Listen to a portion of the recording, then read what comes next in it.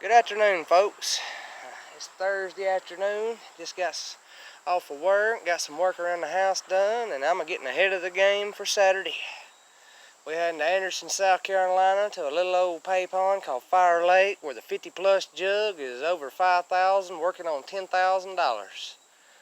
And we've been on fire up there this past season and beginning of this season. And anyway, like I say, I'm putting in some work. Last time I was out, we dominated, and I caught probably 25 fish just by myself, not counting the whole team. And I'm gonna take and pull off, say, 20 foot or so of line, retie everything, new leader line, make sure the hooks is good and sharp.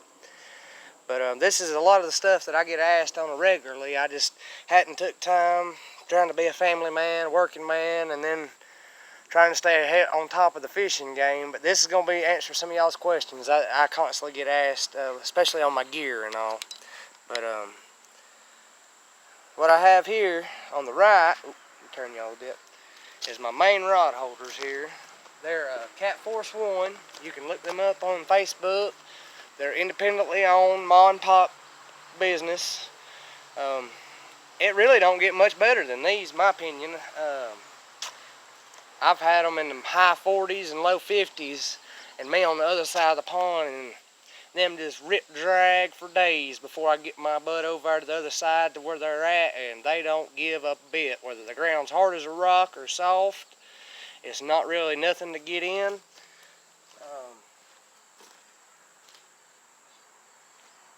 I'm going to show y'all here. This is your foot peg. They're right around, I'd say, 2 foot long total.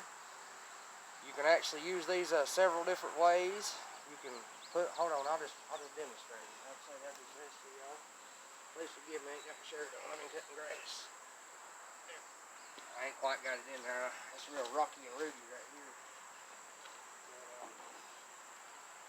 Basically, you can put them in the upright position, which works very well.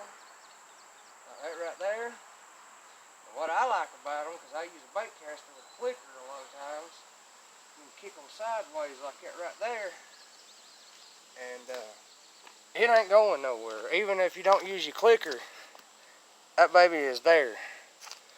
If you fish with braided line, which I have one rod with braid and 2 with mono, I use 40-pound test main line, slime line on my mono, and then I use 80 to 120-pound test braid suffix. But like I say, you can't beat them, which these rod holders here, I painted them and everything to match my rods I use, which I'm going to explain them here in a minute. But I bought them actually at Fire Lake. They're about waist high, and like I say, I like to fish with clickers a lot, so I wouldn't recommend walking off and leaving them if you're planning on catching a gollywalker, because I just don't trust them. That's me, but I've got close to $400 per rod in my setups here, so, you know, better be safe than sorry. But I'll show you what they look like. I'm kind of proud of them. My rods, anyway. My rod holders. Turn that one just a little bit. There we go. But I mean, like I say, I wouldn't really use nothing other than a clicker on them, but I enjoy using them. Plus, you ain't got to bend over. That's one thing. If you're going to reel down on one or just run up and engage your reel, that's the way to go. But to be on the safe side, Cat Force 1. I believe they're out of Missouri. You have to order them. They're not that expensive, especially when it comes to not losing your gear like a whole rod. Alright, let's turn y'all right here.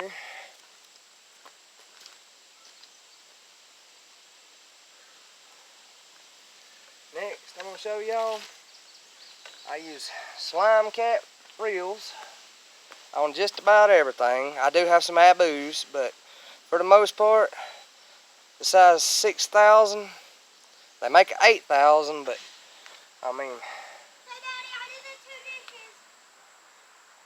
this thing right here can't be beat, in my opinion. It's got right at 30 pounds of drag, got a line, a slime line. I've had a few problems with my lines getting broke earlier this year, especially on some big fish and everything. So some people might call it overkill. I call it the bare minimum. Next I got here, I'm going to go ahead and show you. I don't know, I might have y'all zoomed in. I do. I got y'all zoomed in way too far. There we go. I got the Catch the Fever Hellcat series. And these are, if I can get it where y'all can see it, extra heavy. Don't waste your time on none of that other. It don't matter if it gives or not. Go ahead and go with the extra heavy. Have it set up. Get her done. I was going to say, when it comes to big money fishing like what I try to do, don't waste your time with it. I love it. I'm going to say anybody that actually knows what I've got here, they already know all the details on these babies. And it's worth every dime in my opinion, folks. And like I say, anybody that actually knows of the name brand, they know that there's a payout for catching the state record and or world record. It's worth it, fellas and ladies. Just go ahead and get you some. And by the way, no, I'm not endorsed or whatever by any of the stuff that I'm showing, so don't think I've got it going on or nothing. I'm just somebody trying is all I can say. Alrighty. Next, like I was talking about a while ago, I'm going to try to pull off like close to 20 foot of line. This is the one I use for jigging. It's got an Abu ambassador on it. Nothing fancy. I'm looking to upgrade it. It's probably going to be another Abu. But it gets the job done. It's a little bit of a workout on a bigger fish, because like I say, I don't like a real under 20 pounds max drag, and this thing here packs like 14 or 18, something like that. I like a little more backbone. I may not use it, but I like to have it. That's my thing. Everybody says, you're overkill, you're overkill. No, I done been in big fish situations, and I've seen them and never got to get them on the bank. It's happened to me a few times this year. I've swapped lines. I've swapped a lot of stuff over, upgrading. Like I say, this is Suffix 80 here. This is my braid rod. I use it for bumping and jigging. It's tough as can be, and it's held up nice for me so far. Next, I'll show you how I like set up on this rod kind of is here.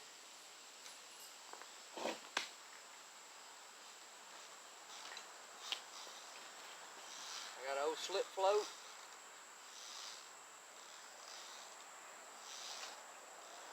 Run my line through it, which I'll have me a stopper. I might do another video later. Y'all folks can get on YouTube just like I did and learn 2 or 3 different ways you can tie stoppers instead of buying them. I prefer tying my own because I know for the most part what it's all about and all that good stuff. But basically, you put your float on, stopper bead, swivel, leader line, hook. Basics.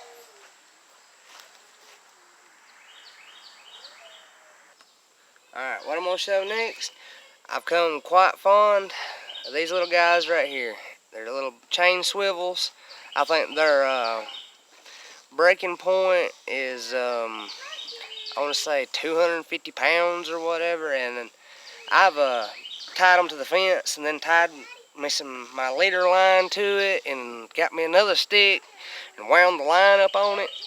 And only thing I can get it to do is the eyelets are somewhat flattened, but they won't break. They don't give.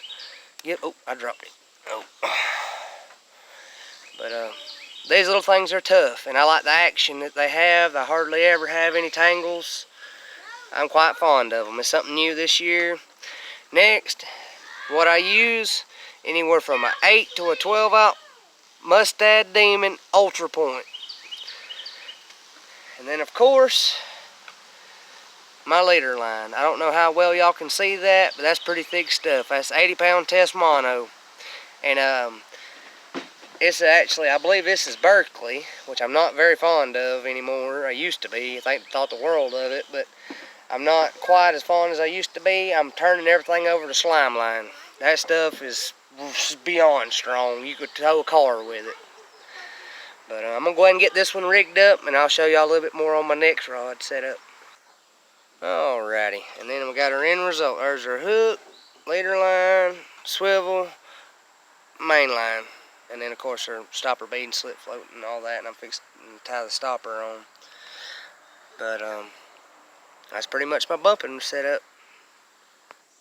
Alrighty folks, I skipped a little bit there, fast forward, since I went a little bit more in depth with my braided rod, but same concept, same hook, mustad, got your leader line. Only thing different with these is I have basically shark swivels on them, and they're not breaking. I mean, they ain't gonna break.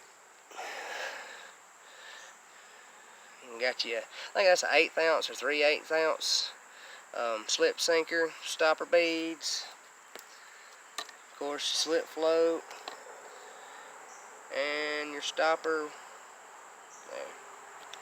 And that's pretty much all there are to it. Like I say, I went ahead and I pulled off the line, skipped all that. That way I wouldn't hopefully bore y'all to death too bad. But alright, I'm gonna finish this one and do the next one, and I might run my mouth a little bit more. I don't know. This could be it. Either way, thank you for watching. Alright, I have one more thing I want to share with y'all, and a lot of folks aggravate me and pick at me when they first see me with it and all, and usually they wind up regretting not having one of their own. But I don't know how well y'all be able to see it, because this is a big here. It's, I don't know how good they will see, but I'm got a pretty good size reach. I forget the actual measurements on this thing, but it's a 3 foot deep, 2.5 foot around. Got altogether, I'd say, let's see, I'm 6'2", I'd say it's at least 7.5 foot long. But what I have here is a Cummins, made in America, by Americans, for Americans, built to last, built strong. And like I say, I've went through several nets over the years, and I even have dry spells where nobody wants to fish with me, whether it be just busy or too much money for them to chance losing or whatever. But this right here is the Cadillac of Nets. I can set this thing out as far as it'll go in the water, like that right there, basically, and drag my fish up to it, get it just as close as I can, the tip of my rod to the fish, take a half a step backwards, pick up. This is the key to all nets.